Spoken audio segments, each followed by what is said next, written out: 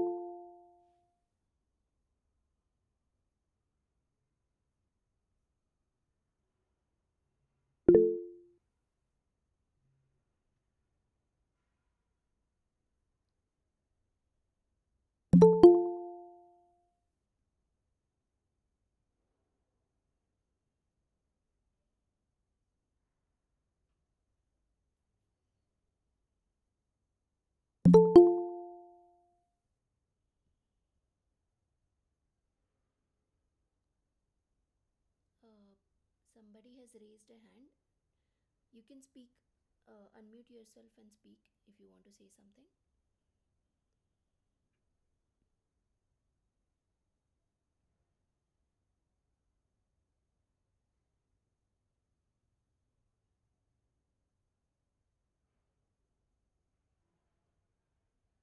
Or if you're not comfortable, you can type out your message in the chat box.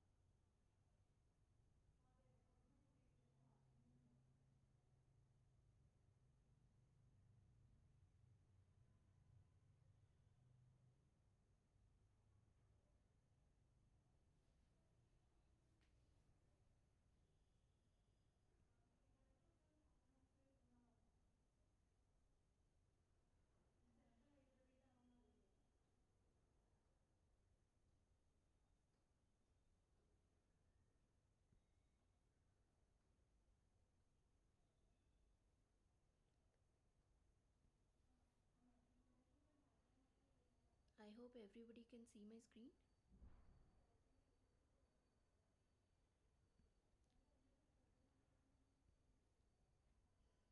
Hello everyone. Welcome to the second TA session for Drug Delivery Principles and Engineering. I have shared my screen. Please let me know if you can see my screen and hear my and if I'm audible enough for everyone.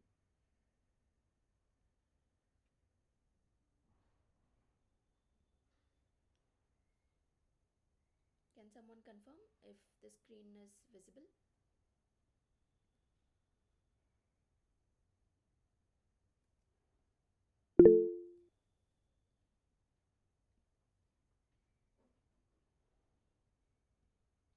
Okay, thank you. We'll start the session. Am I audible now? Okay.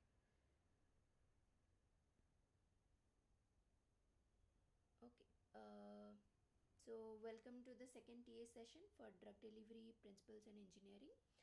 And today we'll first go through the topics briefly. Uh,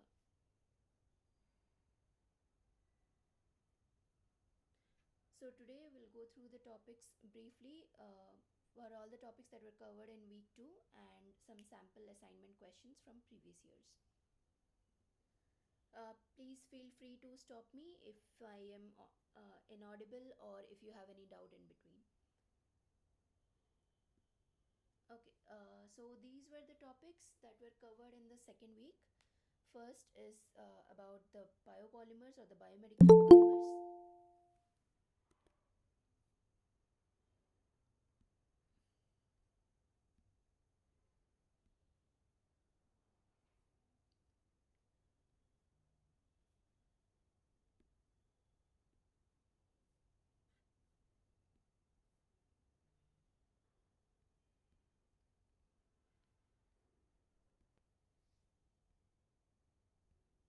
Okay, so first the biopolymers. So biopolymers or biomedical polymers are basically polymers which are used for biological or medical purposes, and they can be of two types mainly, natural or synthetic.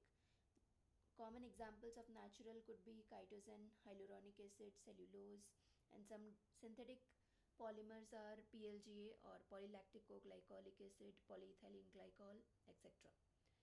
And then the properties of these biopolymers were discussed, which are mostly non-immunogenic and non-toxic, and how we can assess their biocompatibility since they are used for biological purposes. Their biodegradability, the basically the ability to degrade into products that can be absorbed or excreted physiologically, and then the difference between biodegradation and bioerosion and the different factors that mainly affect these processes. And then briefly, the different applications of these polymers in drug delivery and tissue engineering is discussed, mostly the synthetic polymers and how they have been used for microspheres, nanoparticles, hydrogels, etc. And then polymer drug conjugates. So these are basically some polymer conjugated to the drugs to improve their solubility, stability, half-life, their targeting capability, and to release the control. So most commonly used polymers for this kind of conjugates are PEG, dextrans, polyamino acids. Please excuse me, I have to log out in between to admit people whenever I get notification.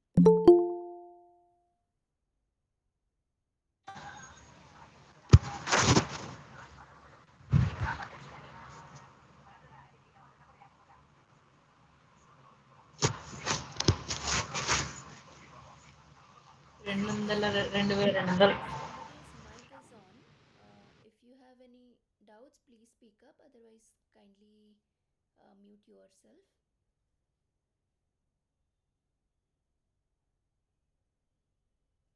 Okay.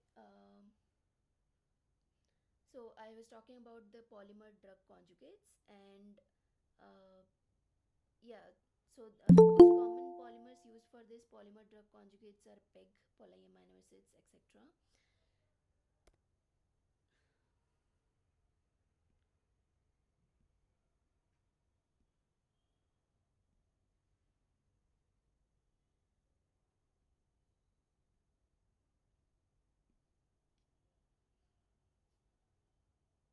And there are different strategies of these polymer drug conjugation. Mostly the nucleophilic groups like hydroxyl, amine, carboxyl, these groups in the polymers or in the drugs are exploited to make this conjugation. Pegylation is a widely used polymer drug conjugation to improve the pharmacokinetics of the drugs, to reduce their immunogenicity, and to enable sustained release. And then the controlled release of different drug delivery systems was discussed. So,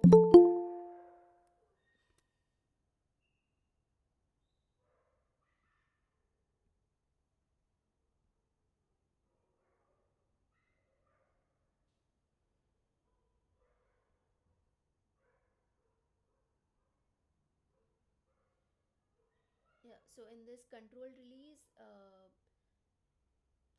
basically aims to deliver drugs at desired rates over time, and it includes zero order or first order kinetics.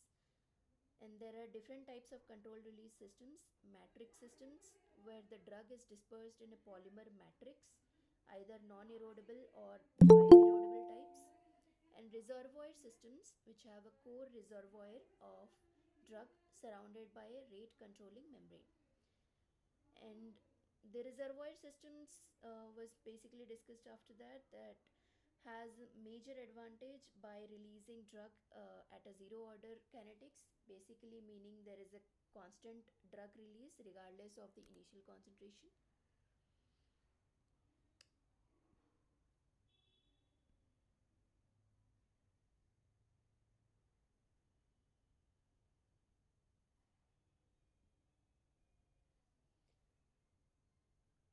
Okay, and the main disadvantage of these reservoir systems are they are typically non-degradable membranes, so it requires removal after use. So based on these topics, we have some few questions that we are going to discuss today. I would like you all to participate in discussion of these questions. I'll go through these questions. You guys can try to answer, and then we'll discuss the answers afterwards. Okay, so here is the first question. What are the disadvantages of anti-PEG antibodies? You have to select two correct options here. The options are denaturation of the drug, accelerated blood clearance of the PEG conjugated moieties, increased half-life in the tissues, risk of severe reaction, risk of severe autoimmune diseases, can breach the liver and cause toxicity, can breach blood-brain barrier and toxic to the brain. Which of the two options here do you think are correct?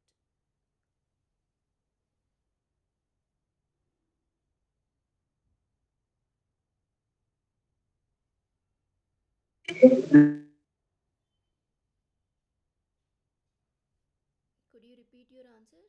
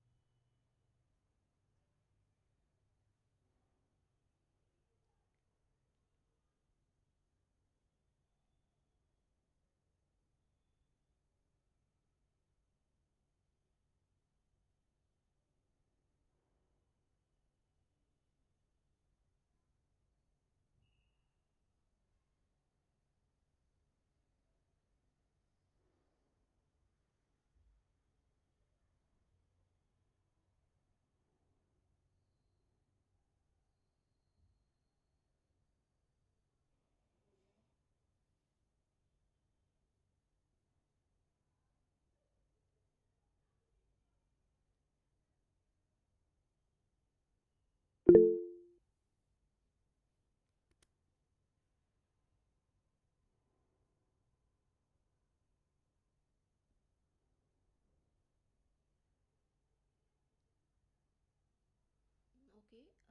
option 2 and option 4, and option 2 and option 5.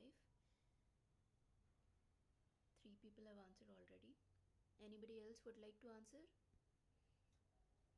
Which of the following do you think are the disadvantages of anti-PEG antibodies?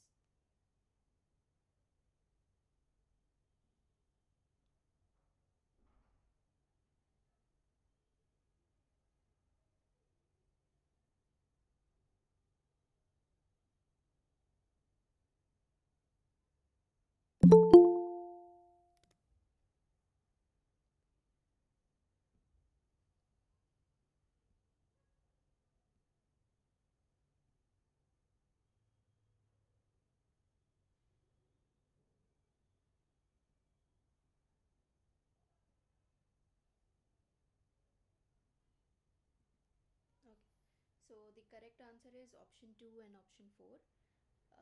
Accelerated blood clearance of PEG conjugated moieties and risk of severe reaction. Since these antibodies are generated against this polymer, so it will increase their blood clearance and it could accelerate reaction, or some immunological reaction because of this generation of these antibodies. But there won't be a risk of autoimmune disease. Okay. Moving on to the next question. What is not the most commonly used moiety for conjugation on the drugs? You have to select two correct options here. Options are lysine, arginine, cysteine, iron complex, aspartic acid, polysaccharides, proteins, or zinc molecules.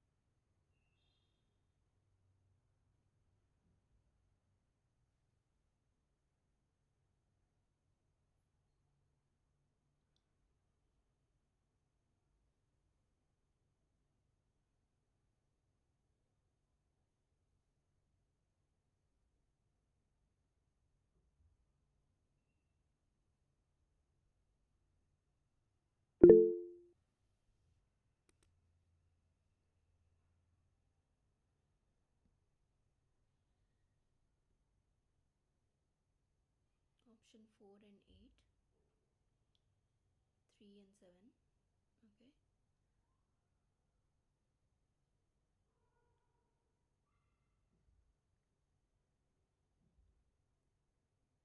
Anybody else would like to answer? Which of these options do you think are not the most commonly used for conjugation on the drugs? Moiety, not moiety for conjugation on the drugs.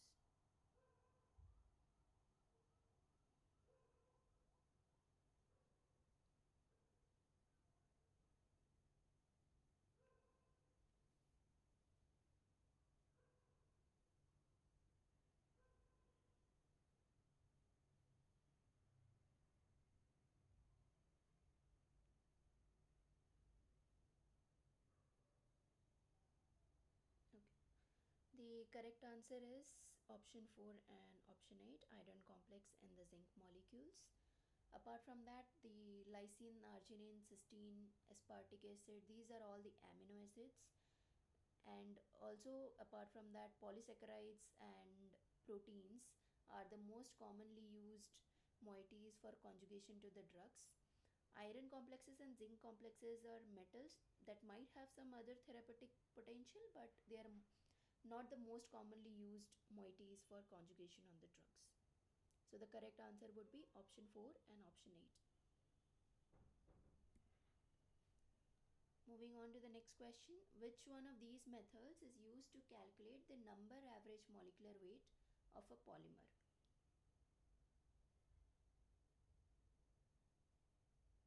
The options are light scattering, membrane osmometry, viscosity measurement, gel electrophoresis, anion exchange chromatography, and STS page.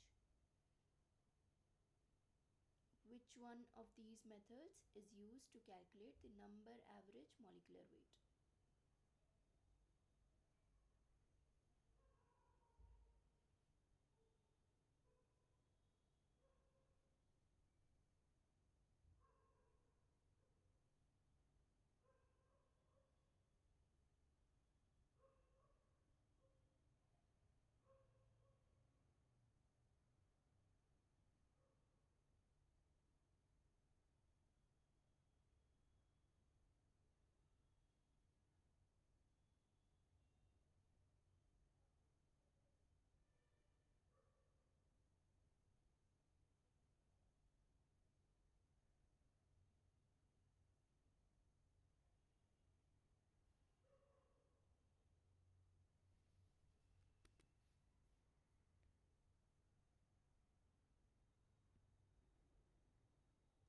Option 2.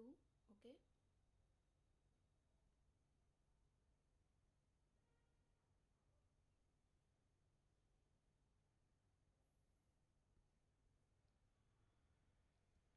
Anybody else would like to answer?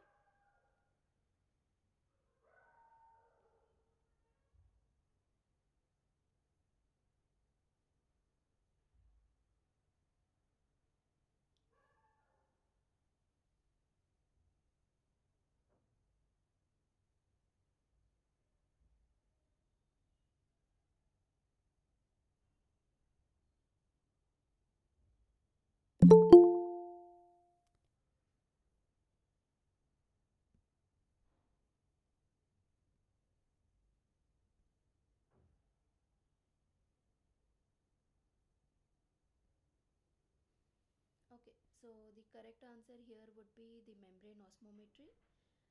Among this list, membrane osmometry determines the number average molecular weight by measuring the osmotic pressure of a polymer solution, which is directly related to the number of polymer molecules present, irrespective of their size. And since every molecule, regardless of their size, is contributes to the osmotic pressure, it gives the number average molecular weight. Light scattering, however, is it provides a molecular weight based on the weight, which is and gives the weight average molecular weight. The viscosity one will give you the also give you a average molecular weight, and the other ones like gel electrophoresis, anion exchange, and SDS page, these are semi-quantitative methods. They won't give a number average molecular weight, but molecular, basically a semi-quantitative method of your molecular weight. So the membrane osmometry will be the correct option here. Okay, moving on to the next question. If polyethylene glycol or PEG is attached over a protein, what is true for the protein polymer conjugate? You have to select two correct options here.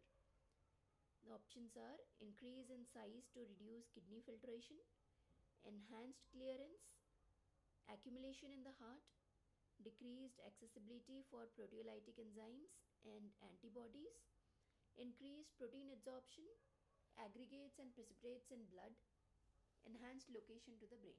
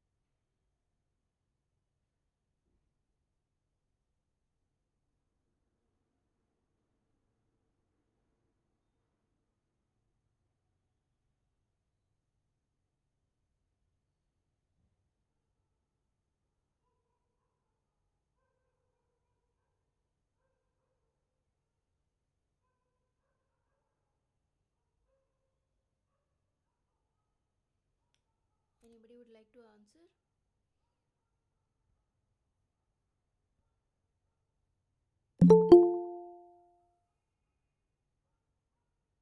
Option 1, 5.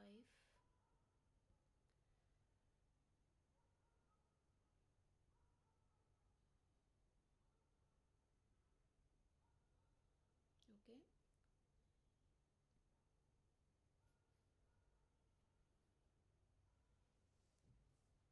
Anybody else would like to try?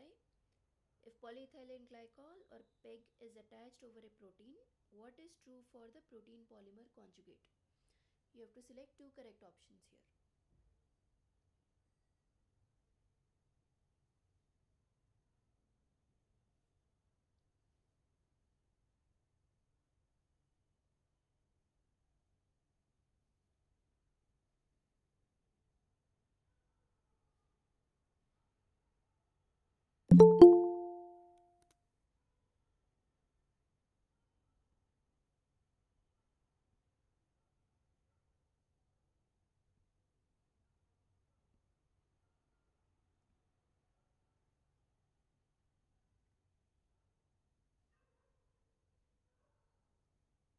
Okay, so the correct answer would be increase in size to reduce kidney filtration and decreased accessibility of proteolytic enzymes and antibodies.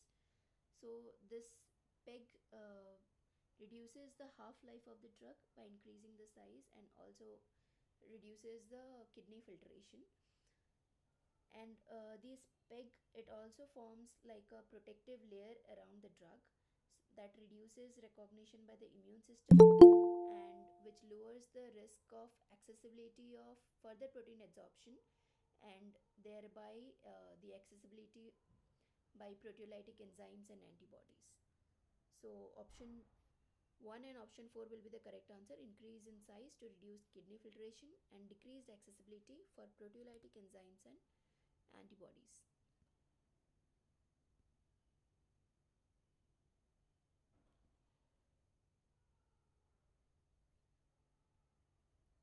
Okay, moving on to the next question. Which two of the following statement is false for polyethylene glycol? Very hydrophobic, highly biocompatible, flexible backbone, soluble in both aqueous and organic solvents, non-toxic, highly toxic, FDA approved.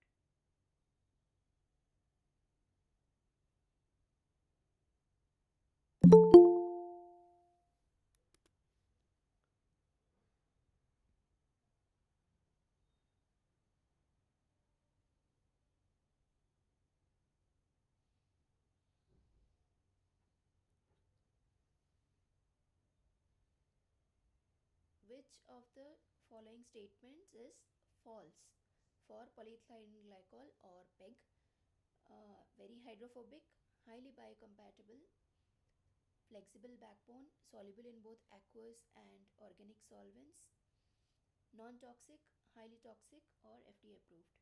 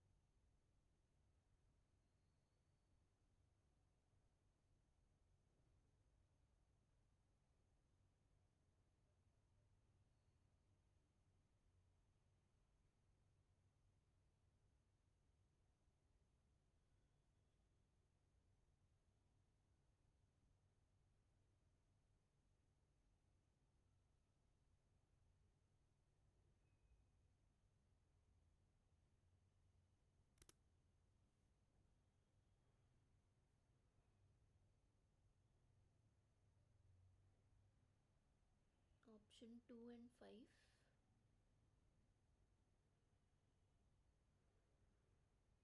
Option 2 and 5. Okay. Anybody else would like to answer? Which two of the following statement is false for polyethylene glycol or PEG?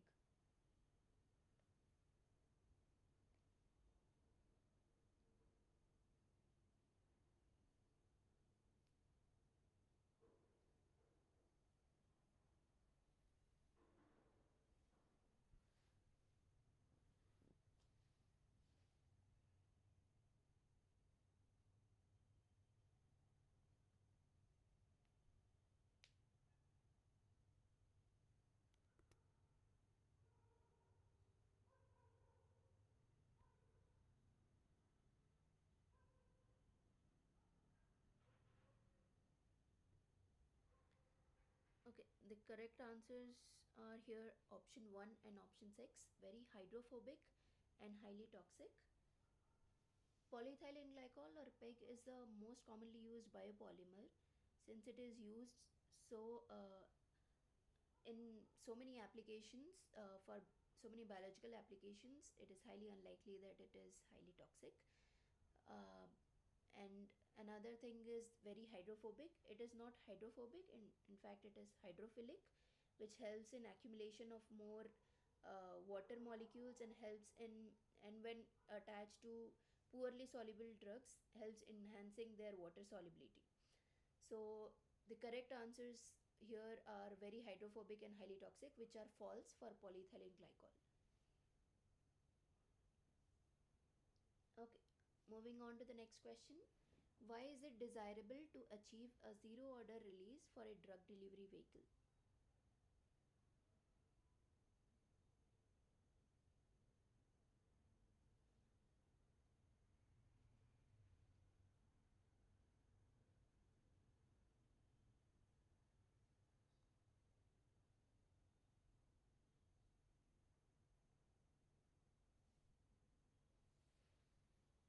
Anybody would like to answer?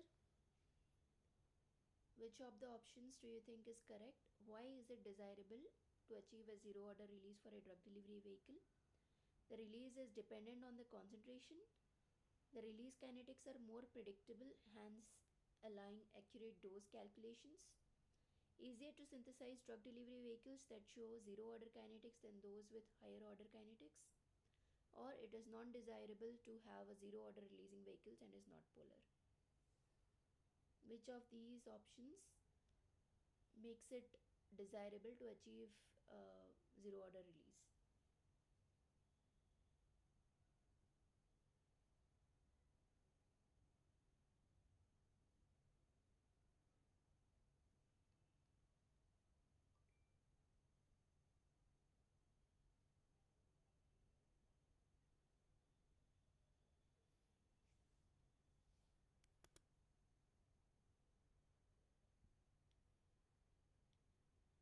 Option 3. Anybody else would like to answer?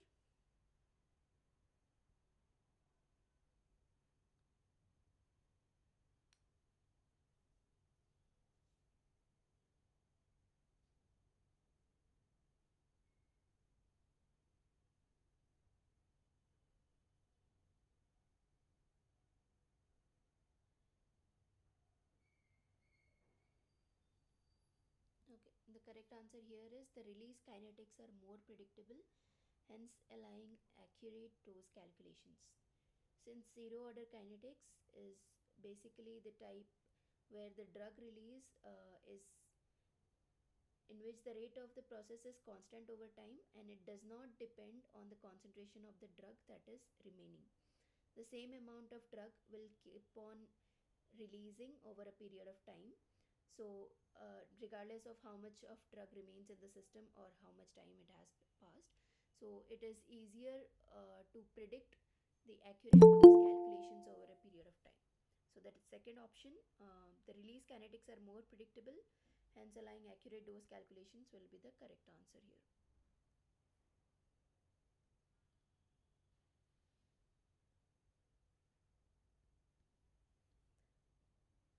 Okay, moving on to the next question. Which of the following methods can be used to calculate the molecular weight of a polymer? You have to select two correct options here.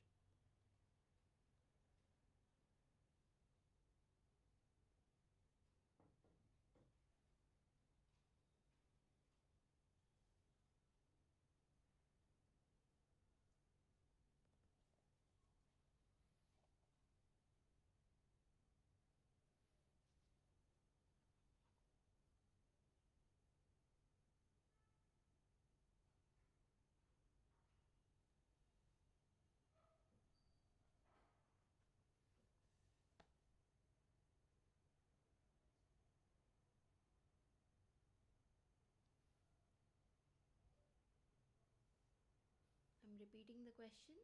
Which of the following methods can be used to calculate the molecular weight of a polymer You have to select two correct options here. The options are atomic force microscopy, membrane osmometry, differential scanning calorimetry, gas chromatography, or gel permeation chromatography.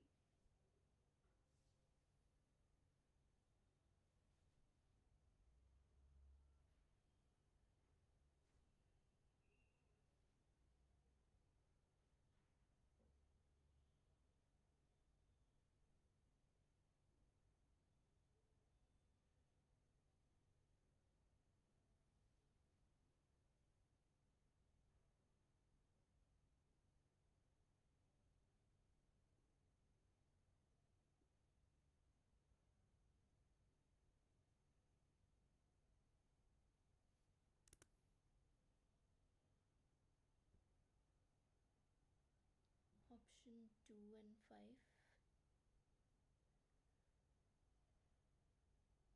2 and 5.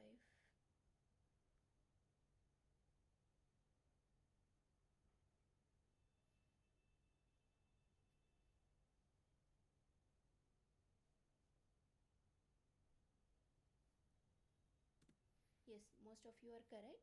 The correct options are option 2 membrane osmometry and option 5 gel permeation chromatography. In one of the previous questions, we already discussed how membrane osmometry can help in determining the number average molecular weight.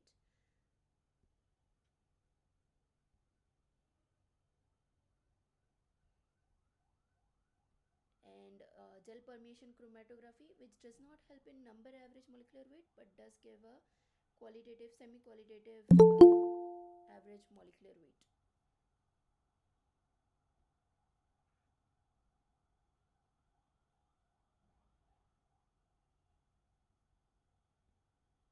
Okay, so membrane osmometry and gel permeation chromatography are the two correct options that can be used to calculate the molecular weight of a polymer. Moving on to the next question. A reservoir system refers to which of the following options? A system saturated with drug surrounded by degradable membrane, all systems with zero order release rate, all systems with first order release rate, systems which are non-degradable membrane and are supersaturated with drug, all systems with second order release rate, all or systems with semi-permeable membrane which degrades with time.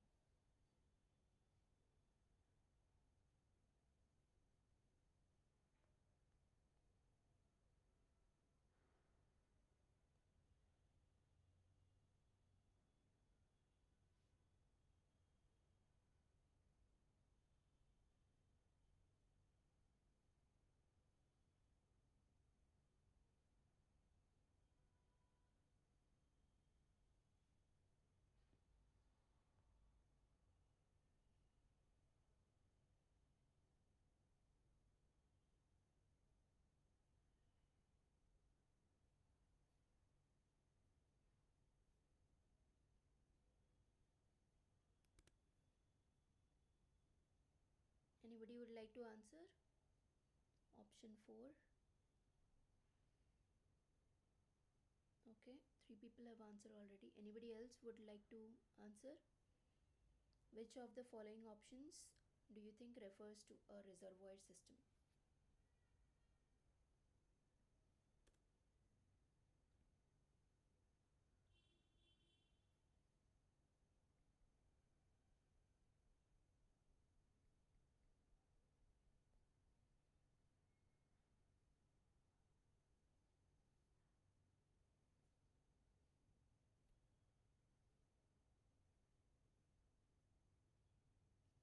Okay, the correct answer is option 4, systems which are non-degradable membrane and are supersaturated with drug forms a reservoir system.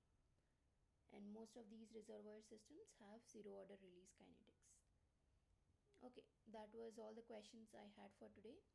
If anybody has any doubt, we can go over that question again. And for people who joined late, I'll go through the questions from beginning again.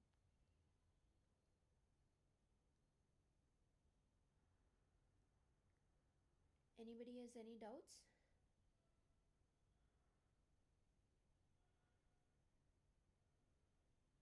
Okay, so I'll briefly go through the questions again for people who joined late. this was the first questions that we discussed today. What are the disadvantages of anti-PEG antibodies? Here two correct options were to be selected, and the correct answers are accelerated blood clearance of PEG conjugated moieties and severe risk of reaction. Since these antibodies are generated, they'll accelerate the blood clearance and increase the risk of reaction. The next question was, what is not the most commonly used moiety for conjugation on the drugs? Among these options, lysine, arginine, cysteine, aspartic acid, polysaccharides, and proteins. Most of these are amino acids, polysaccharides, or proteins, and these are most commonly used moieties. Whereas option 4 and option 8, that is iron complexes and zinc molecules, these are metal complexes, and they are not the most commonly used moieties for conjugation on the drugs. The next question was, which one of these methods is used to calculate the number average molecular weight of a polymer? Among these options, membrane osmometry is the only correct option, which is used to calculate the number average molecular weight. And apart from that, the other options basically give a semi-quantitative or molecular weight of the polymer. So membrane osmometry here would be the correct answer. The next question was, if PEG or polyethylene glycol is attached over a protein, what is true for the protein polymer conjugate? You have to select two correct statements here, and the correct statements were increase in size to reduce kidney filtration and decreased accessibility for proteolytic enzymes and antibodies. Since PEG is a polymer based and it increases the molecular weight when conjugated to a small drug molecules, so that will increase the overall size of the conjugate and it will reduce its kidney filtration. And these PEG conjugates reduces the absorption of proteins because they acts as a shield, and that will help in accessibility of these proteolytic enzymes and antibodies to the drug. So basically a decreased accessibility of the proteolytic enzymes and antibodies. So option 1 and option 4 will be the correct answer.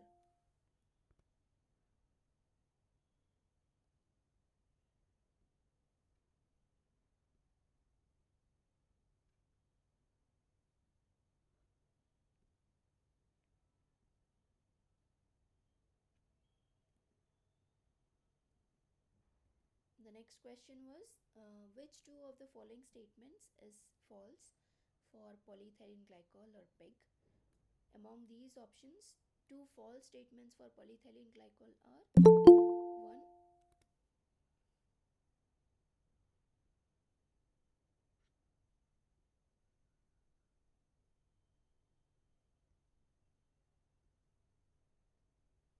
Okay. So, among these statements, two false statements for polyethylene glycol or PEG are: 1. Very hydrophobic, and 6. Highly toxic. So, PEG is a very hydrophilic molecule, and apart from that, it is highly biocompatible, flexible backbone. It is soluble in both aqueous and organic solvents. It is non-toxic and FDA approved. And so the correct answers would be here, that very hydrophobic and highly toxic.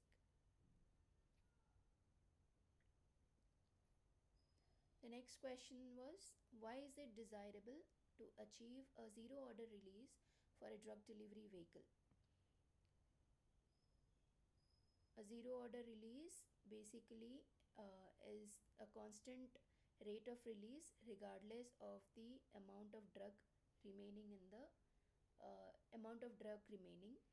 Regardless of that, there is a constant rate of release. So in this zero order release, the release kinetics are more predictable, hence it allows accurate dose of calculations.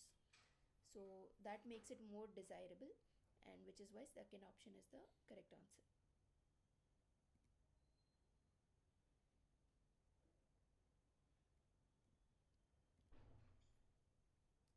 This was the next question. Which of the following methods can be used to calculate molecular weight of a polymer? You have to select two correct options here. So the correct answers were option 2 and option 5, membrane osmometry and gel permeation chromatography. Both of these gives you an can be used to calculate the molecular weight of a polymer. The next question was, a reservoir system refers to a system.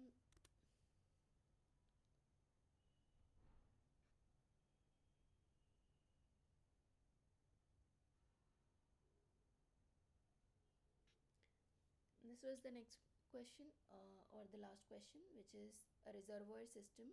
Which of these options refers to a reservoir system? Here the correct answer was option 4. Systems which are not degradable with a non-degradable membrane and are supersaturated with the drugs are referred to as reservoir systems. So these were all the questions for today. Let me know if there are any doubts or if you want me to go through any question again.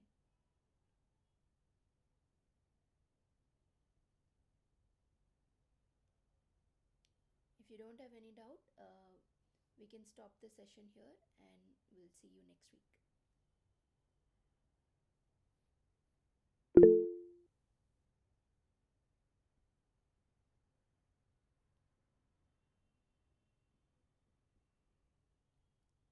So the previous session's questions, most of these sessions are actually recorded, and the sessions are uploaded on YouTube, as well as the presentation that I am sharing here. Those links for those presentations are also shared with you. You can, I think there will be a link that is shared to you. You can access the presentation through that link.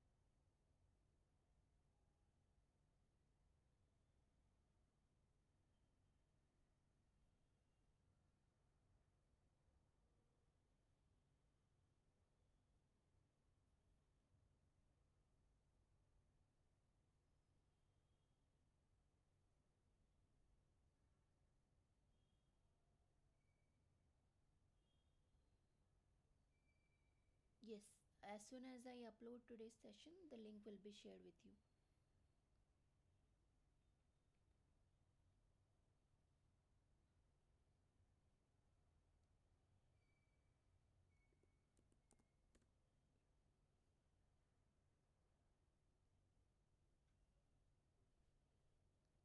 Anybody has any doubts in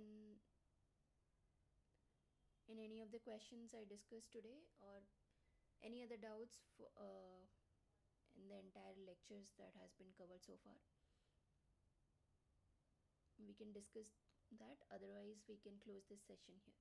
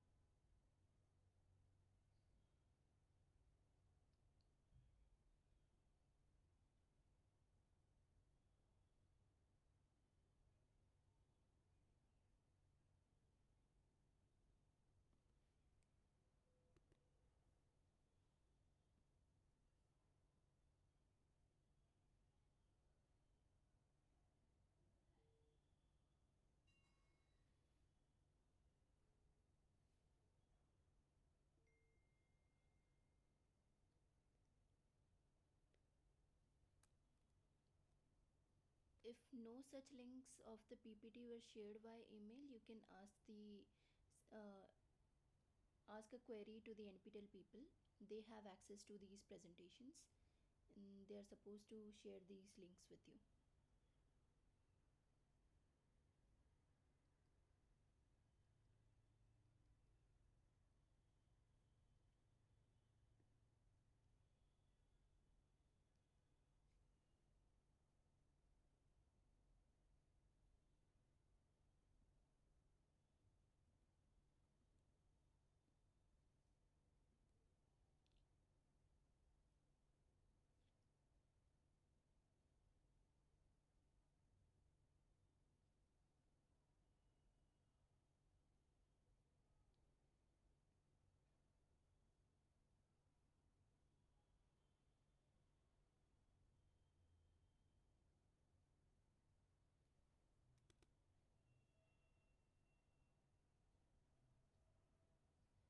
If there are no doubts, please feel free to leave the session, or if you want me to go through any questions again, please let me know.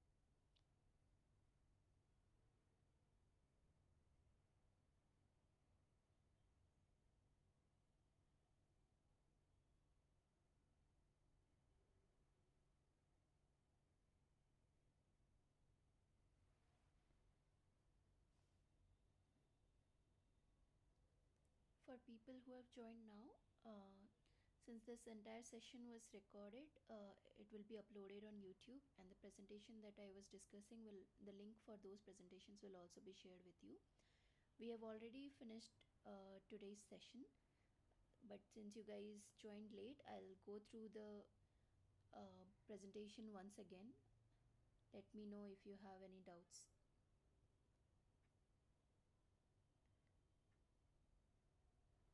So these were the questions that we discussed today. The first question was the disadvantages of the anti-PEG antibodies, and you have to select two correct options here. The correct options were accelerated blood clearance of PEG conjugated moieties and severe risk of infection or severe reaction.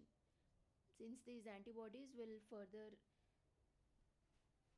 initiate the immune reaction or accelerate the immune reaction, and it will accelerate the blood clearance of the PEG conjugated moieties. These are the major disadvantages of the anti-PEG antibodies.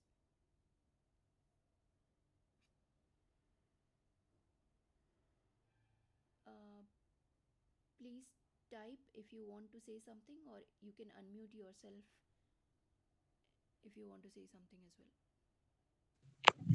I'm sorry to interrupt, but your screen is not visible. Okay, sorry.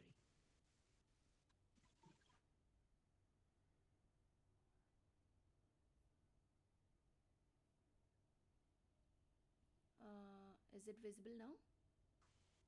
Yes, ma'am. Okay. So this was the first question that we discussed today. What are the disadvantages of the anti-PEG antibodies? And there are two correct options among these. So the correct answer are accelerated blood clearance of PEG conjugated moieties and risk of severe reaction. The next question was, what is not the most commonly used moiety for conjugation on the drugs? And here also you had to select two correct options. So the correct options here are option 4, iron complexes, and option 8, zinc molecules. So these are metal complexes or molecules which are not the most commonly used. Apart from that, the lysine, arginine, cysteine, aspartic acid, these are the common amino acids, and polysaccharides and proteins, these are the commonly used moieties that are used to conjugate to the drugs. So the correct answer would be option 4 and option 8. The next question was, which one of these methods is used to calculate the number average molecular weight of a polymer? Here, the correct answer was option 2, which is membrane osmometry. It gives number average molecular weight, whereas light scattering or viscosity measurement, that gives you weight average molecular weight, and the gel electrophoresis, chromatography, anion exchange chromatography, and STS page, this give you a semi-quantitative uh, molecular weight of the polymer. So the correct option would be option 2, membrane osmometry. Next question was, if polyethylene glycol or PEG is attached over a protein, what is true for the protein polymer conjugate? You have to select two correct options here. So the correct answer was, it increases in size to reduce the kidney filtration, and option 4, decreases accessibility for proteolytic enzymes and antibodies. Since PEG have higher molecular weights as compared to some small drug molecules or some proteins, so it helps in increasing their size, which will reduce their clearance by kidney filtration, and it also forms a shield on this protein uh, that reduces further protein adsorption or identification by other proteins, and thereby reducing their accessibility to the proteolytic enzymes and antibodies. The next question was, which two of the following statement is false for polyethylene glycol or PEG? So the two false statements for PEG are, number 1, very hydrophobic, and number 6, highly toxic. This is a biopolymer, so it is and most commonly used polymer for biological applications, so it is not highly toxic, and it is a hydrophilic molecule, helps in solubility of water insoluble drugs, helps in enhancing their solubility in uh, water based solutions. So the correct options here would be option 1 and option 6, very hydrophobic and highly toxic. The next question was, why is it desirable to achieve a zero order release for a drug delivery vehicle? So, zero order release is basically a constant rate of release, and it does not depend on the concentration of the drug remaining in the drug delivery vehicle. So, it leads to a more predictable release kinetics and hence allows accurate dose calculations. So, the second option would be the correct option here.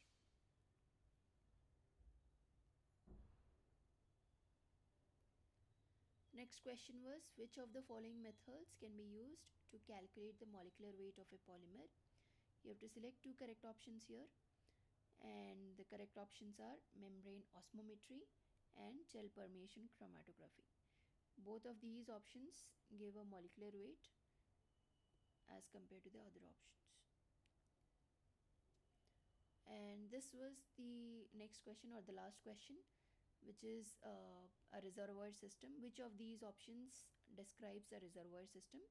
So option 4 is the correct answer here. A system which is non-degradable, with a non-degradable membrane and are supersaturated with drugs, refers to a reservoir system. So these were all the questions for today that were discussed. This presentation and all these question answers will be shared with you as well. If you have any doubts, let me know. Else, feel free to leave the session.